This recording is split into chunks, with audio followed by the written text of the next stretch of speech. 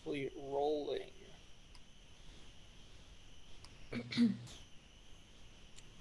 It like has this blue bar fill up, but I think from experience it's actually streaming right now, but I like to be certain. Um, and there we go. You are good to go whenever you'd like. Cool. Hello to the YouTube, the whole internet. Uh, anyway, welcome to Z-Fest. Hi, everybody. I'm happy to be introducing Todd Reynolds. He's a violinist and audio tech person extraordinaire. Um, so Todd's been a staple of the new music scene, particularly in New York City, for around 30 years. Um, he's played with Bang on a Can, and he teaches at the Summer Festival, which is where I met him originally. And he's also played in Steve Reich Ensemble, Philip Glass Ensemble, the Ethel String Quartet, and tons of other groups. And he has a recent solo violin called Outerborough on streaming platforms, which I would recommend checking out. Um, and he's also creating his own workshop this summer after Z Fest, or it starts in a couple weeks. It's just called Amplify This, and you can find out about that at his website, toddreynolds.com. I'm sure he'll tell us more about that at some point during this couple hours. Um, but yeah, I think we're about ready to start. We good? Right on. Hi, everybody. So, usually, now I've taken a little bit of time to get to know you already. Usually, what I do in these situations, and if you're game for this, I would love to try this. Um, One of the things that I love to do in Zoom meetings, because in Zoom it's been kind of this issue where we can feel disconnected. At this point, we all have we've all been talking to each other for a minute here, just getting introduced.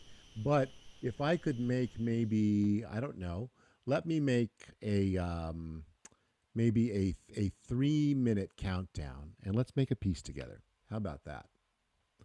Um, this is what we'll do.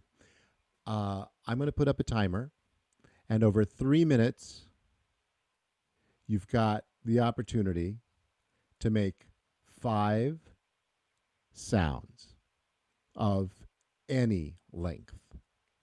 5 sounds of any length over 3 minutes. We kind of compose a piece together, and I think that's always been a real fun way to start these proceedings. Everybody game? Shaked heads. Yeah. Thumbs up, right on. Let's do this. I already have some loops prepared, so I'll bring them in and out myself as my material. But you ready? Here we go. And here we go. Don't forget to unmute. Yeah, unmute.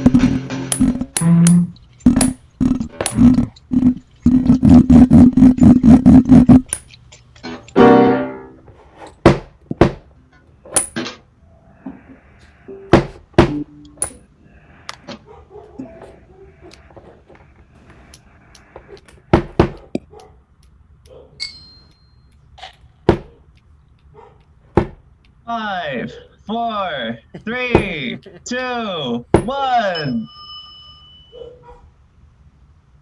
Just beautiful. Thank you guys. That was great. That was great. Excellent. Excellent. Excellent. Okay, good. First step done. That was fun. That was a lot of fun. Okay, here's how let's go. Open up your chat window, and this is what I would love for everybody to do. I know that because you just got an introduction, because we've just had a little time together getting to know each other, you probably think that I may know something that you might want to know, or that I don't know the things that you want to know, or whatever, or you just might have questions or thoughts or words or things that you want out of today's session. So, what I'm going to ask is that you simply put those words or questions into the chat. Just fill up the chat right now and just tell me what you want to know, and we'll start there with me kind of having a sense of the of any questions that you have, either tech wise or music wise. I will tell you about my summer program, to be sure, but I'd rather start out with hearing about what your actual needs are before flooding you with that. I'll share. I'll save that till the end. Tell me what you got. OBS, right on, Pablo. I hear you. What is an immersive performance, and what does it mean in live streamed performances? Wow. How to do cool live loopy things with a mic and a DAW. Great. Excellent. Boy, you guys don't want anything, do you? Favorite fun piece of technology. Laura's a gear lover. Laura, do you like Laura or Laura Ann? Just Lara. Just Laura. Excellent. Perfect. Thank you so much. Anybody else got anything else? How do you get over a technical or creative plateau? Thankfully, that's the easiest one. Okay, good. All right. So I'm gonna if I put my own window in gallery view, that doesn't mess up your spotlight, right, Shoshana? Everybody else is seeing me. Okay, good. All right. All right, so here let's get started with these questions, and I'll kind of build a frame around them, and then I'll answer them. And if anybody does have something that they want to contribute, just raise your hand using option Y. We'll give any of the co-hosts an indication of a hand raise, and we'll go in for you. I won't necessarily look at the chat as much because I want to look at you and be with you. So I'll just take one question at a time and kind of try to build a framework here. So there's some questions about there's basically questions about performance, about streaming, and some software. So that makes perfect sense because that's kind of the world that we are in. I'll tell you that I've been an audio guy my whole last 15 or 20 years.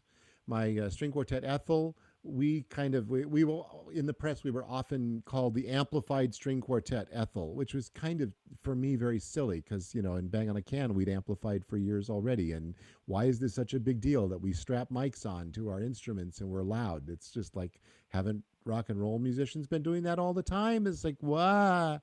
So, however, electronic music and processing and Max programming and all that stuff have been a part of my life for about 20 years. So when I make music, I loop.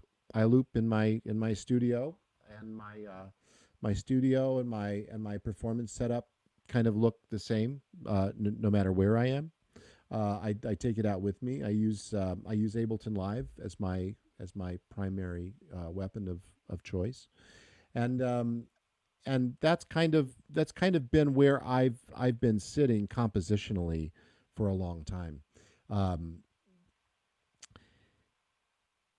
I went software instead of hardware primarily because I traveled a lot and because laptops were great for that. And also just, so great to be available to the music and to the music making at any point in time, even if you're on a plane and you don't have necessarily have power. Really nice to be able to do that. So fast forward to our kind of time of COVID that we're all in here and online. And as soon as it happened, several things started to occur. We started to get requests to do concerts. Like Bang on a Can called and said, we want to do a marathon. So would you do this and would you do that? And and I so I'm like, okay, well, this is crazy because, okay, I've got all the audio. I'm choked with audio here. I have plenty of audio equipment, but my image just doesn't look really great. So how am I going to deal with this? So out comes the shovel, and I go digging for all the information on streaming and everything that I can. Never having streamed, whatever, never having done any of that, and not really. Actually, the last 3 years since I moved, I live up here in North Adams, Massachusetts, where the Bang on a Can Institute usually would have started today, where Shoshana has joined us, and Kyle has joined us as well up here, and so I live up here in the country, right? And and so I've kind of been absent from the New York scene for about 2 years or so. I drive down to do concerts occasionally, and I tour, or I did tour, and I teach at the Manhattan School of Music, so I go down actually every week. But most of the time I spend here, so I'm used to doing this. But I'm like, this eyesight camera is not going to do me, and I really want to be able to do concerts. So what does that take? So I hadn't streamed ever. I was watching all these folks that were both, my generation, older than me, and younger than me, all streaming. And I'm like, okay, well, this is obviously my future, so time to Google. So I started digging down into YouTube and everything else and learning everything I could. At the very same time, I was beginning to field questions from one of my dear colleagues, who's a cellist, Ashley Bathgate, wonderful cellist. And Ashley lives over in, what's that place called? Saratoga Springs, New York, about an hour and a half away. And Ashley's like, what are we going to do? And she started. So I had this kind of wonderful companion along with my partner Isabel, who's here on the call with me. She helps me. We have a business together for many years, and so we're doing our school together too. And so we all just started to dig down and say, what does it take? So that's when I learned about OBS. That's when I learned about a program that I'm speaking to you on right now called Ecamm Live. That's when I started to learn all about, frame rate and cameras again. I mean, I'm a photographer by hobby, so I have a Nikon DSLR, a D700 that I shoot with that doesn't even shoot video, let alone do anything connected with streaming. And so I was kind of like pulling my hair out, and it's not a great time financially, right? So I began to understand much more about kind of the streaming world and what it was going to take to have a good image on a web camera, which I hope is pleasing to you now. I can't tell. I mean, you're looking at it through your lens. I'm looking at it through mine. It's a nice shirt, I guess, whatever. But it really occurred to me early on that as performers, when we deliver a performance and walk out on stage, it's a certain aesthetic that we carry. Same for composers. Whether it's a graphic score, whether it's a notated score in Finale, Sibelius, or Dorico, you care about what your collaborators, what your performers, and what your audience see. And you care about what they hear. So if audio and video, or audio and a live image, you dress up when you walk out on stage, usually, right? Or maybe not dress up. Tuxes are a thing of the past, I think, and tails as well, thank God. But we think about image, and not from a vanity perspective, not from a narcissism perspective, but more from a respect perspective. Respect for the person on the other side who's watching, and also respect for ourselves, for our own music. We care about these things. So I began to realize that shifting this kind of performance aesthetic over to the lens was going to be something I was going to have to deal with, number one. Number two, as you can tell, just from my experience, my upbringing, who I am, what my intentions are, what powers my batteries, I really love being with people. So I can talk to you about pretty much any subject for a couple of hours and want to engage with you and have a conversation with you and know about what you feel about it and spin that conversation forward to our mutual benefit. That's part of my inherent way of being that I love to indulge in. So I knew that, but talking into a lens is weird. I don't care how you slice it, it's weird. And you take a look at any movie star, any actor that you respect, and you realize that they're looking into a blank space, making stuff up all the time, or in front of a green screen with no real inspiration in their acting. And then, it's kind of the same thing, right? So we have to take our way of being and our way of performing and kind of reinvestigate what it's all about for us. And then we got to do it in front of a camera. So that's a real new way of being. So that occurred for me too, right? So I was like, oh my God, I've got this lens, and oh my God. And I was scared. I was actually scared. I wasn't going to go live. I didn't want to go live. I mean, going live, like talking to you now, is something I'm comfortable with. Going live on Facebook and YouTube was not comfortable for me in the beginning. And I talked with Isabel about this, and I was wrestling and whining and doing all the things that we creative artists do, and we're like, oh my God, I can't figure out what's next for me, what's happening. And I finally came to the place where, I think I probably watched some YouTube video where somebody says, the reason you don't have any YouTube followers is because you have 2 videos up on your channel. Why don't you make 125 videos in the next 3 months and see if somebody shows up? You can't live stream unless you press the damn button. And so I realized that someday I was going to have to press the damn button, and it was one of those situations where it's like, why not now? So I hooked my stuff up and I did my first live stream, and it didn't suck. Nobody had ever seen me live stream before. So all of a sudden, there are all these people popping up in the comments, and I'm like, seeing the comments go by and say, "Hey Todd, hey Todd, hey Todd," and I had this all of a sudden instant community. It was fleeting. They didn't come back the next time and the next time and the next time, but it didn't suck. So I began to just say, okay, it's time to get used to the camera and time to get used to what the situation here is. So that's how I learned about everything. So going back to our chat questions, Pablo, OBS is one of the most wonderful things in the world, and I haven't dug into it, and I'll tell you why. It's because, and since I'm spotlit, I'm just going to show you guys this really quickly. I in looking at all the options for streaming, and by the way, the people who really have their streaming act together, churches. Churches were forced into it, and immediately they were just streaming their tookuses off, and so I'm going to show you this program called Ecamm Live. This is what I use. Now you'll see it. You're going to see all the windows that come up over here. There are scenes where I can basically, go from one desktop. Oop, there I am in the corner. Oop, I should change that a little bit. Yeah, there we go. Now you see my messy bed, but only just for a minute. And then there's my rightmost monitor, and here's my primary desktop. I can even put up a timer and use a piece of music that I wrote a long time ago, just to be kind of title music, and say, we'll be starting streaming, and I'm really upset that I didn't make my bed.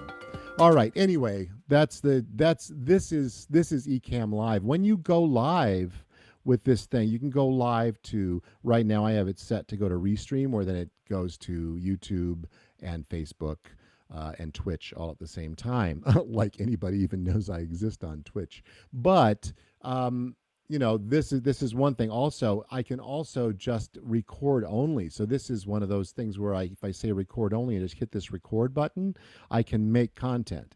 In fact, when you go to the to my website, which is toddreynolds.com. If you want to see the Amplify This web page, you'll see a video which Isabel really edited together, but the basic thing that was recorded there was recorded right here with that record button, and it just turned it into a movie immediately with audio and video all synced up and nice. So that's that. So you can make scenes here, sound effects, which I never use, but for all of us musicians who record, you can turn this triangle into any piece of sound design that you'd actually be proud to share with somebody as you talk to them. Right? There are overlays which you can make so quickly. Here are just a bunch of them. I'm just going to trigger all of these things right here, and then I'll turn them off. These are all overlays that I have used in the past. And are they all off? Yeah. Okay. So I can just drag them over. I can use them. I can create a new one and just say hello Z Festival. Set my font to something relatively huge and say there we go. Well, that wasn't huge, was it? But and you can lock them to each other. All sorts of stuff. Those are the overlays. This is just the kind of audio thing. And you can see over here in the comments and reactions, if you're actually going live on Facebook or YouTube, all of those comments get aggregated and put right here. And the nicest thing about it is as they're streaming through, you can click on any one and it will appear right over here on the window as a comment, looking all beautiful. And you can show somebody's comment as you talk about it. So for those of us who are interested in streaming, it's kind of awesome.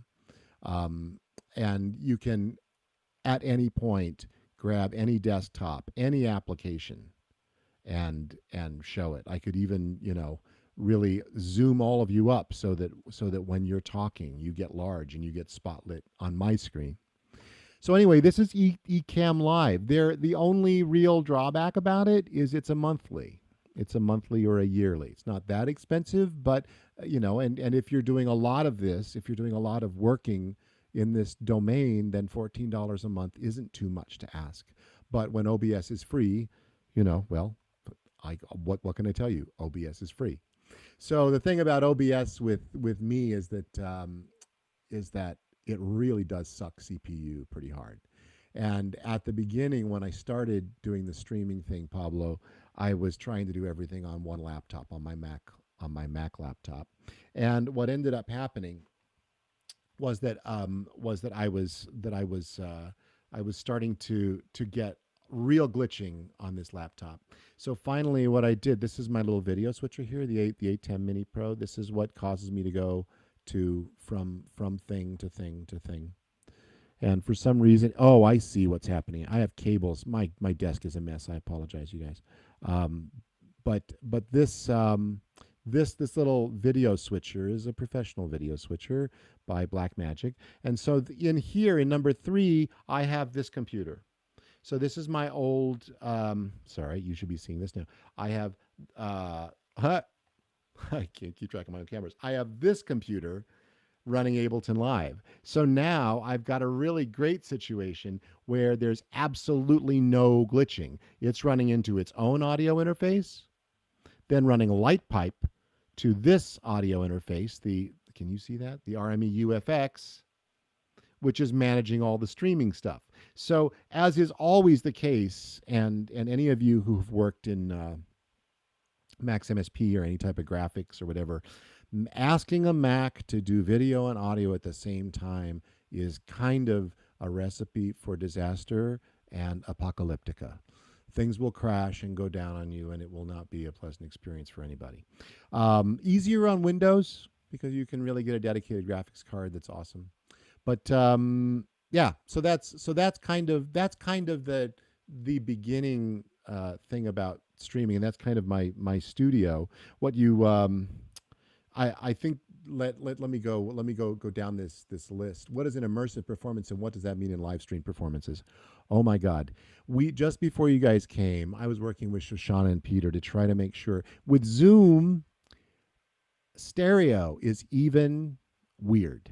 And if you all right now, if you can go to your Zoom preferences for a minute for me, just go there so you can see them. Tell me if there is Raise your thumbs up if you see enable stereo toward the bottom, a checkbox. Do you see it? Okay, so you see this is what's weird. Seamus sees it, and what is supposed to govern, oh, actually, you know what though, Shoshana? This is the thing that we forgot to check. And this is where it gets really confusing. Like, I'm not hosting this meeting. Whoever is hosting the Zoom meeting can change their Zoom settings on the web, not in their client. You can change your settings to allow clients to hear stereo. So since you're hosting, Shoshana, I'm just going to give you this instruction really quickly. If you go to zoom.us on your browser and log in and look for the word settings on the left, then you will find in meeting settings advanced.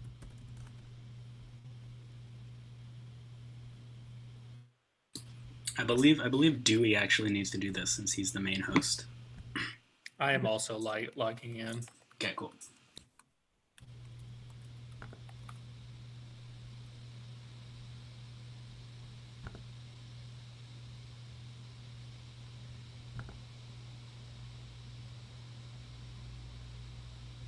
So I'm in my settings. Okay, in your settings, in meeting advanced.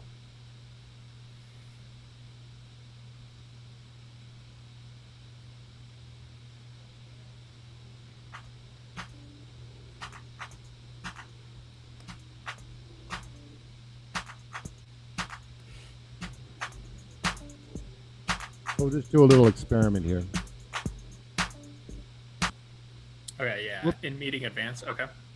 Okay, in meeting advanced, if you scroll down just a little bit, you'll see something that sounds obtuse. It's like, it doesn't say stereo. It says enable participants of the meeting to use stereo. It's something like that, in meeting advanced.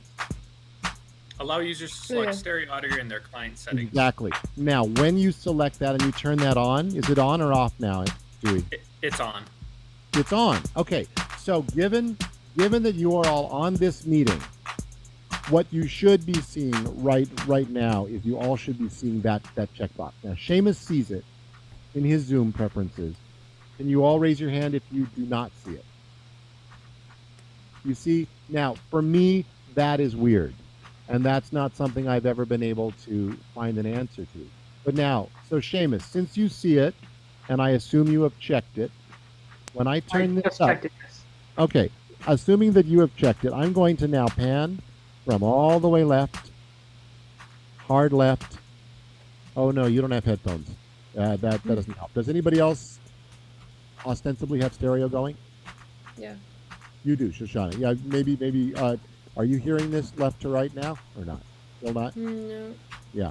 So this has been something that is kind of odd when I stream directly to, and this would be interesting to the YouTube audience too. Maybe the YouTube audience hears this. I don't really know. So anyway, I don't know how I got off on that rabbit hole, but that, I know why, because I wanted to talk about live stream performances. That is really where we came from. So live stream performances need to sound great. Really. They need to sound as great as if you're in a concert hall. And I've been at plenty of them that sound awesome. And whenever they don't sound awesome, there's a reason for that. And the troubleshooting just needs to be done to make that happen. So if we had another, Peter and Shoshana and I were kind of working to try to get this stereo thing working. And sometimes it works for me. Like when I teach my classes at Manhattan School, they hear stereo. We worked it out and it never changed. But then sometimes it's difficult here. So I don't completely have a handle on the Zoomness of it all. So you're not going, immersive performances audio-wise are not that hard to achieve with some troubleshooting. What is impossible to achieve is surround sound unless you're actually recording things with binaural mics and you're using the stereo field to try to simulate, immersive performance in that. That is not something around which I've made great study, but I do think that stereo is kind of enough at this point. And since we're using a screen, you kind of got to do with the screen. So what I would ask Dewey actually just to think, just with that kind of for me, not a great answer. Can you maybe lead me down a path after thinking for a minute about how to give you a better answer, or kind of how we might thoroughly explore that question more? And as you think about that, let me talk to Julian. Live loopy things with a mic and a DAW. What is your software of choice, Julian? Currently, I only have Reaper, which I downloaded a couple weeks ago for the first time. Reaper is awesome. How do you do loopy stuff with Reaper? Boy, you jump through some hoops. There is. I'm gonna give you another free thing. Since Reaper, although it's $64, you can use it for forever. You can click the still evaluating button. Look at Mobius, which is what I am using. That is. Let me get it up for you. Here we go. This is Mobius. So that is a VST. Now, there's some good news about this, and there's some bad news about this. The good news is that this is one of the best programs. I've been using it for 15 years. It's so awesome. It's a guy in Austin who writes, who's like oh God, he's in corporate, but he's a guitarist, and he made this great program. It's a completely standalone program. You can use it as a standalone. You can also put it on a track in Ableton and then break out all those tracks to different Ableton tracks or different Reaper tracks, and basically use it kind of as a multi-timbral plugin. So this is an awesome program. If you're on a Mac and you're anywhere near Catalina, you're dead in the water, because this is a 32-bit program. It will never run in 64-bit. And even with something like, what is it, JBridge for Windows or 32 Lives for Mac, once you get past Mojave 10.14, you are dead, because Catalina does not address the 32-bitness of past Macs and hardware whatsoever. So at that point, you're done. Now, if you really want to start getting into loopy stuff, Julian, your real best bet is either Fruity Loops or Acid, or best of all possible worlds, Ableton Live. And Ableton Live has been my drug of choice for 20 years. No, it couldn't be 20 years. It wasn't invented then. 15 years. I'm an Ableton artist. I cannot say enough about the company on all levels, from employees to design to the aesthetic to the desire to change the world, kind of in the way that Steve Jobs did. They are an incredible company. And where I would stand for Reaper, here's a really good article to read, whyreaper.com. This is by Jeff Kaiser, my colleague, your colleague, whether you know it or not, teaching in Missouri, electronic musician, and great, great pedagogical developer and educator. Jeff wrote this article on why Reaper. Reaper is one of those things that really levels the playing field, right? It's an open source project. It levels the playing field. There's no barrier to entry to the underserved at all. And so this is why Reaper. And Ableton Live, which is designed as a premium product, just like an Apple computer, does things for you automatically, quickly, immediately, which allow your creativity to soar. So if you're a programmer, if you're somebody who enjoys wading through the obtusity of open source software, OBS and Reaper are kind of on the same playing field, where things don't necessarily mean what you think they do, because they call them something different, because it's kind of like an old Windows 60s, like Windows 60 user 1960 user interface. But Reaper, man, so many people writing stuff for it. It's so deep. You can do things with it that you can't do in Ableton Live. But if you want to get into loop-based music and you're not going to use Mobius, I would suggest you really start looking into Ableton Live. That's my short answer, Julian. Think about any other questions you have for later. I'll be happy to answer them. Thank you. My pleasure. My pleasure. How do you get over a technical or creative plateau? Wow. Finally, a question I can answer simply. A snack. I just kidding. But a technical I've lost entire nights to technical issues sometimes. I mean, I've stayed up all night to try to solve a technical issue. And when you're young, when you're younger, that's easier. and I kind of enjoyed it. I enjoy it more when I'm doing it with somebody, and it's a dual test, like two people. Michael Lowenstern and I at SUNY at Stony Brook when we were in our master's degree. Oh man, there were countless numbers of nights that we spent in Studio C, and just was it Studio B? Studio, I forget which studio it was, but it was our studio. We had the keys to it. And we would spend all night, figuring stuff out. It was great. These days I will tend to go to bed. But how do you get over a technical or creative plateau? So let's first of all, let's talk about the language. Getting over it means that we really do see it as a block.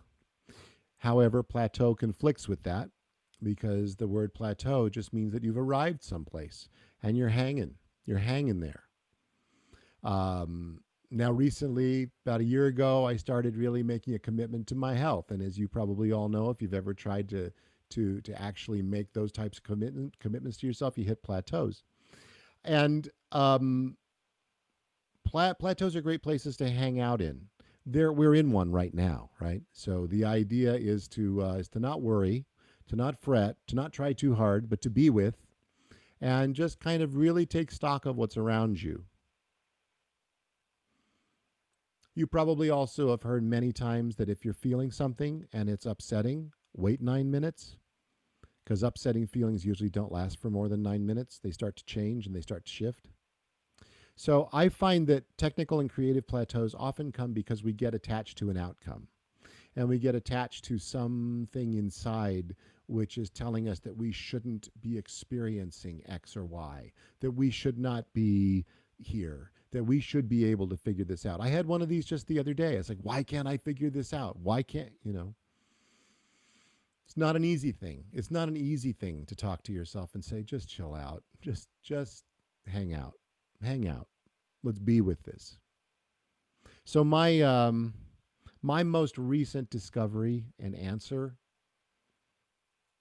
since December, and this was true for both Isabel and myself, we both really took on awareness practice, mindfulness practice, which in a very easy one word way of stating it would be meditation, but mindfulness meditation.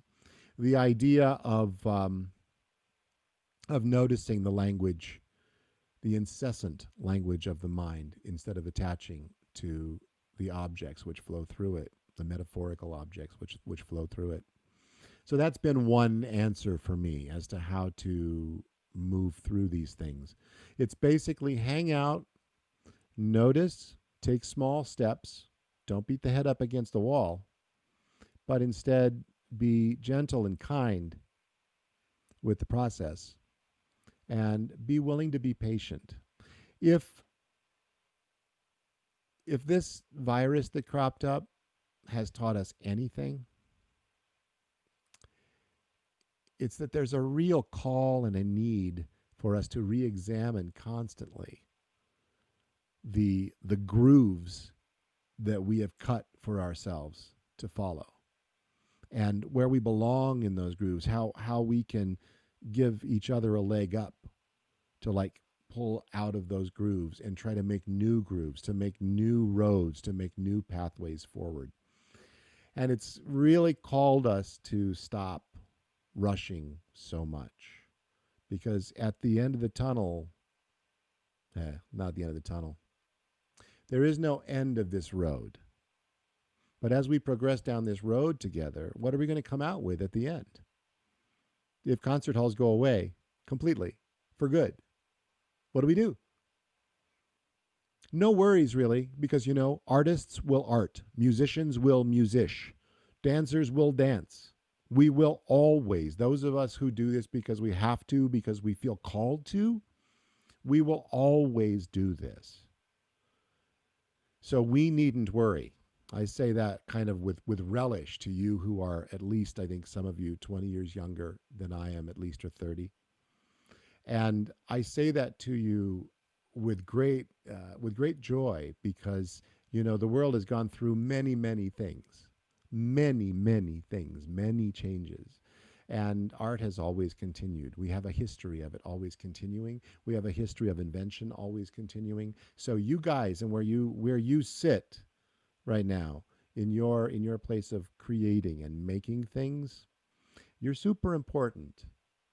And what you have to offer will end up, getting us out of some of those those grooves. Wow, I got terribly philosophical when talking about a technical and creative plateau, but I that all comes from the heart, and I feel that for myself. That's why I'm making this school.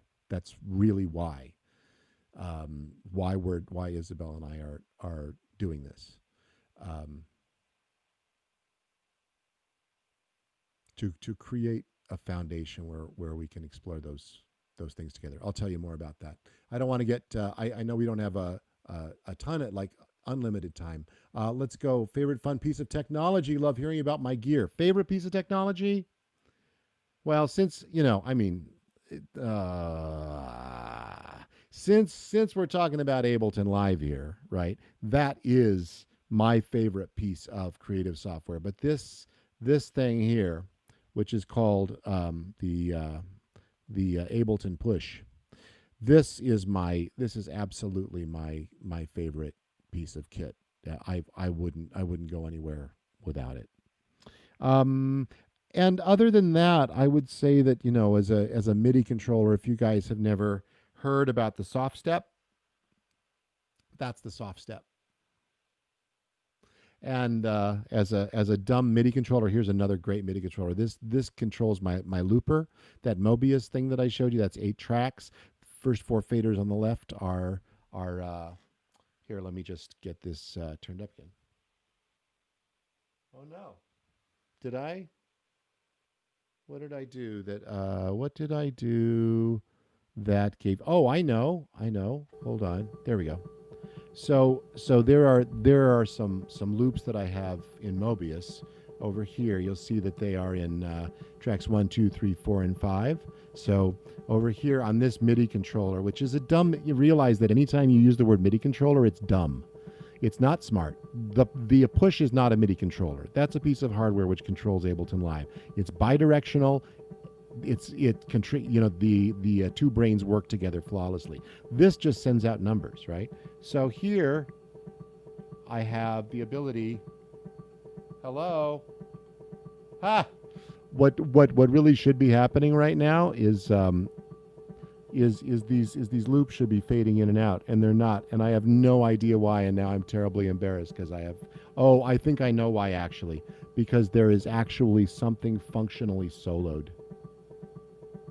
Let me find it. There it is. It's only one loop. So there's something else soloed. So let me find something else that is soloed. This is soloed. There we go. All right. Wow. I don't know where all that noise is coming from. Oh, I think I do know where it is, actually. Now, if I want to fade all this stuff out, I can just fade out all of those. And there's the final loop over there. But I can cut these things up using all these pads and solo them up and all that other stuff. And boy, that got really noisy. Here, let me mute that. And that goes away. Sorry about that. I got to figure that out. So there's constantly things to figure out. Favorite piece of gear are those things. Those are what I use all the time. But boy, to be able to switch cameras like that with a couple of buttons, like a MIDI controller, and very soon I'm going to be able to do it with my feet, which is also awesome. So I'll be able to actually control cameras while I'm playing. Shake it out there, Julian. So that's the I'll show you another favorite piece of technology.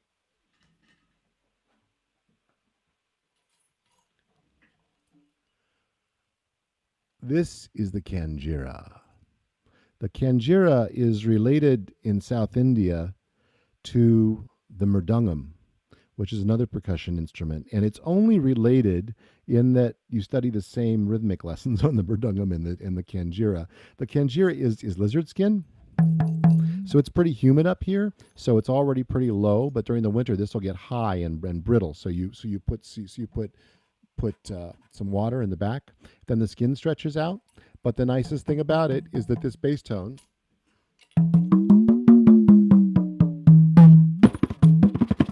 right? So it's like all this technology. The violin is 18th century technology. This is, I don't even know how old the kanjiri is, but I study it with a teacher in Chennai, another, real boon to technology, a boon from technology, I guess, a gift of technology that I can actually study with somebody in India.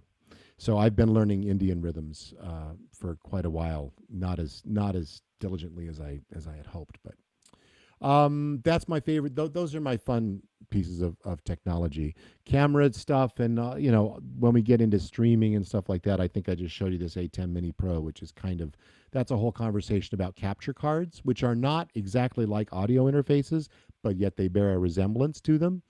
In order to get a really good image into your computer and manipulate it and have it function as a web camera, you need a capture card. That A10 Mini Pro is like 4 capture cards at once, and can actually stream out the back of itself with straight to the net if necessary. So anyway, that's technology. How to know where you're going when you can't describe the direction you're in? Oh my God, that was a private question from somebody to me. So I won't make that visible. How to know where you're going when you can't describe the direction you're in? Wow. See, now that is something that meditation is really, really good for when you get into a question like that.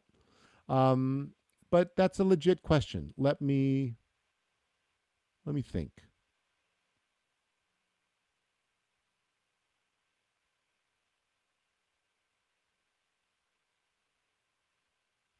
How many of you play chamber music? Right.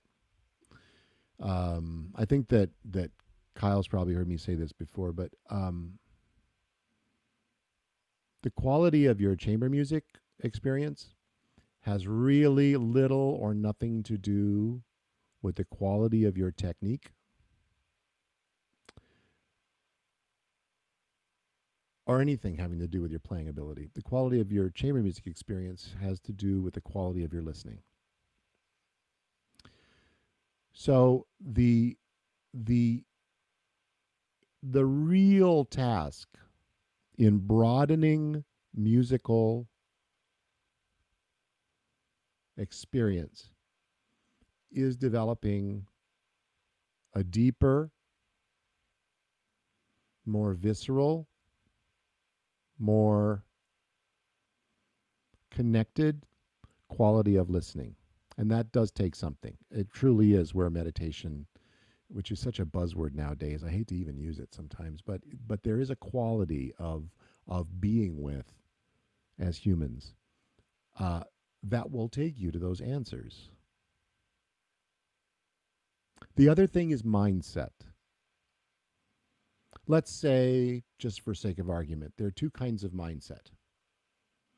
One which we're kind of taught a lot by parents, by institutions, by testing, so on and so forth. It's like, um, that the mindset is that, you know what you are who you are, and, just get used to it, and you just kind of, you fight against the universe. And the other kind of more, it's kind of like a fixed mindset where, failure is just like another indication that you're not good enough. Whereas the idea of a fluid mindset, where failure is encouraged. Some people don't even like that word, but failure is encouraged because once you start realizing that failure is nothing but an opportunity to learn what didn't work so that you may do it again, fail faster, fail greater, fail bigger, till all of a sudden you have a success. This is a fluid mindset. One that says, not that I must learn this to learn this to learn this to learn this to learn this, and because I'm so far behind to begin with, I'll never get here. The difference between that and the idea that from where you stand, all knowledge and all direction is equidistant from you in a circle rather than a line forward. The idea of standing in that type of imagination, of seeing oneself, can often provide some insight into where we're going. Most of the time, as human beings, and I've found this for myself, so I'll just speak for myself, but I'm sure it's true for many musicians, we stop ourselves constantly. We just stop ourselves because we say, I can't, or I don't have enough to, or this is not in the cards for me, or, this dream is too big.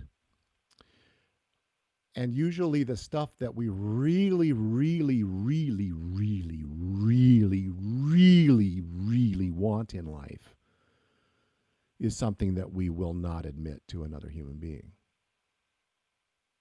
It would make us just too vulnerable, that much too vulnerable, that much too exposed. But it's that thing that's really at the core of our being, which is what we really want. So there are two ideas for you, whoever asked me that question, and those ideas are to say, there's a lot more accessible to us in terms of finding our direction, pursuing our direction, with a more fluid mindset and with a deeper listening.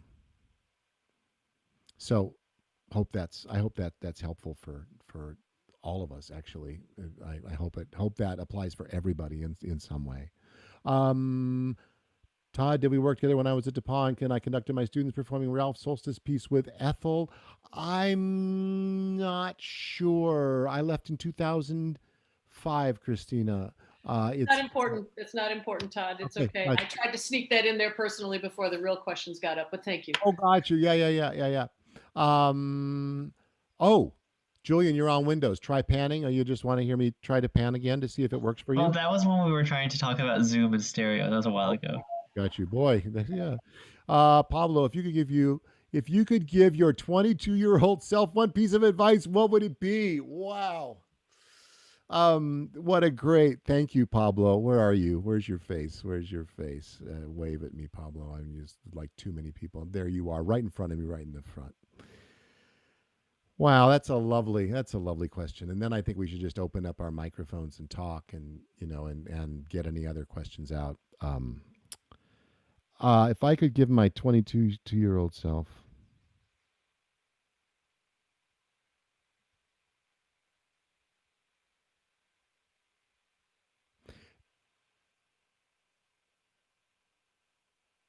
don't.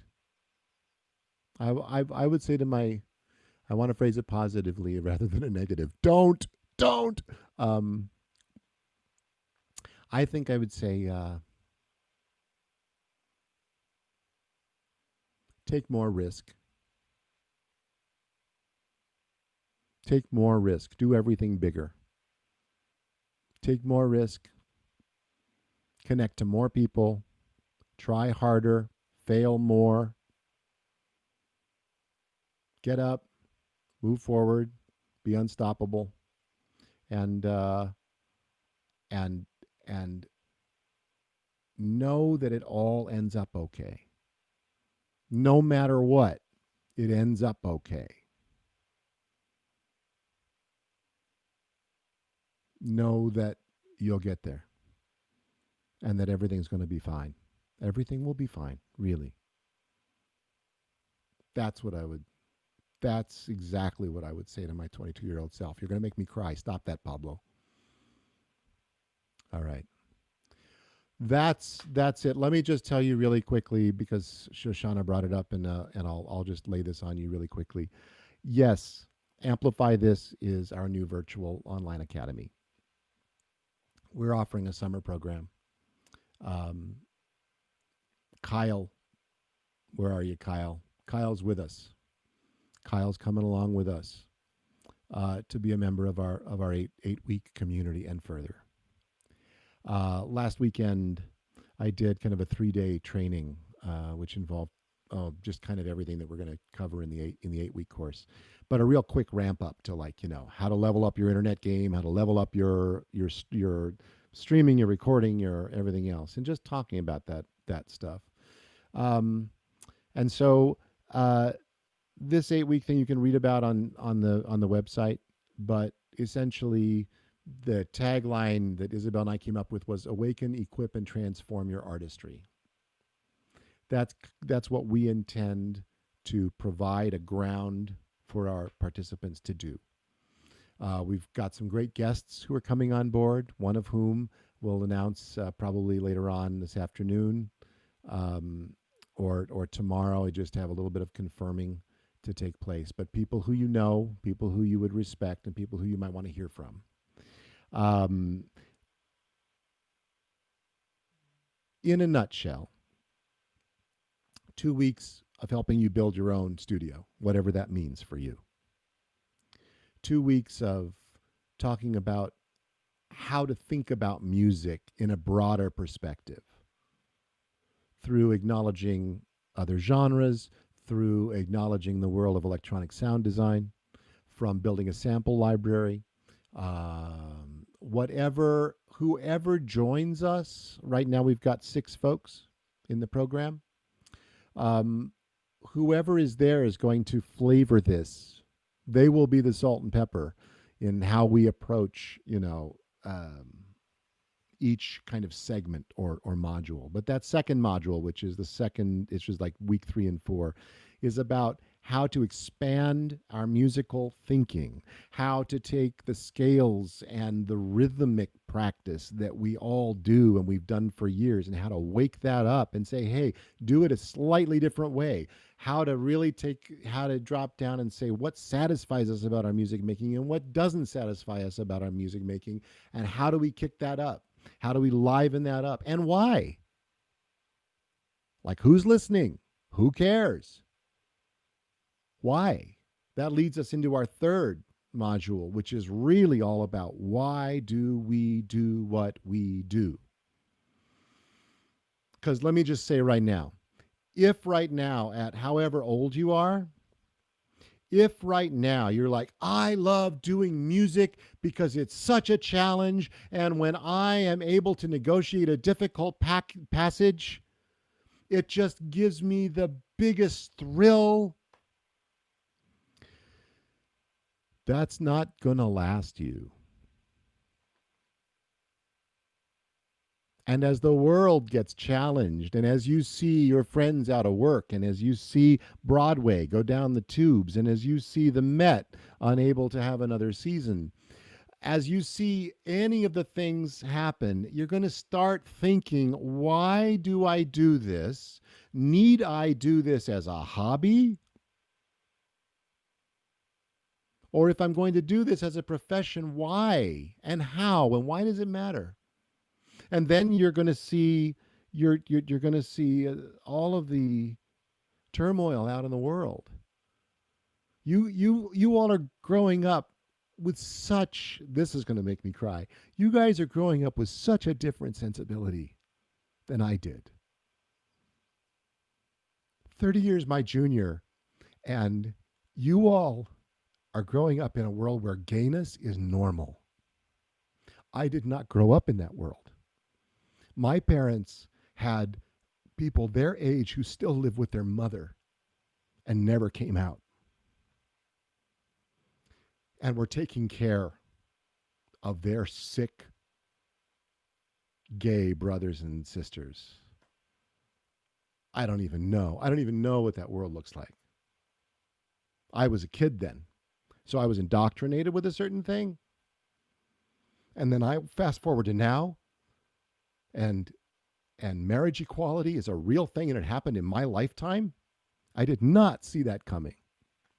So you guys start on a different playing field, right? And the things that are important to you, and as we just saw this incredible unrest that we just went through, and I hope it doesn't stop, because Breonna Taylor's killers have not been arrested yet. And police brutality and the systemic and institutionalized racism in this country connected to our original sin. All of that stuff all of this stuff you have a say in. Not that you have to go out and make music all about anti-racism or anything else. And it's not even that simple. Nothing is simple. But being in the conversation is something worth considering for yourself. I mean, being in the conversation with your art, with your connections, with your collaborations, with your conversation, and reframing why we do what we do. So we're going to actually dig down into that a little bit, a lot, in our 8-week course. And then the last 2 weeks of the course are where you actually produce something, a project. You'll start thinking of a project from the very, very beginning, and that project may change or morph over time. And then in the last 2 weeks, you'll bring that to fruition. You'll share it with the rest of the clan. It's a safe space. It's an inclusive space. It's a private space, sacred. So that's what Amplify This is intended to be. And this is our inaugural program. So I welcome you to consider it on whatever level you would like. At the bottom of the bottom of our website, you'll see a button that says book a call. And that is serious. That's a serious, book a call with me. It's free. I'll give you 15 minutes of my time. And it doesn't have to be so that you can tell me that you want to pay me money to come to my course. But if you really just want to take 15 minutes and say, hey, Todd, I've been thinking of this one thing and it's really bugging me and I can't get forward. What would you say to a person like me? I'll take 15 minutes of my time and I will share it with you. And whether you come to our summer program or whether we work sometime in the future or not, I would love to contribute that to you. So that's the Amplify This thing, and that's the end of the questions in the chat. Why don't you all unmute and let's have a little bit of a conversation. Shoshana, as you like. Please lead this, but that's kind of where I am. Do we want to stay on YouTube or should we? I think we might want to. I would say maybe we just wrap up with if anybody has a particular question or a thought or a statement, which would connect to all the conversation that we've had, especially if it's tech or whatever. Anything that came up for you, we can leave YouTube on. Other than that, I guess we're done. I'm sorry if I left you all heavy. All right. Thank you, Todd. Yeah, I will begin to stop.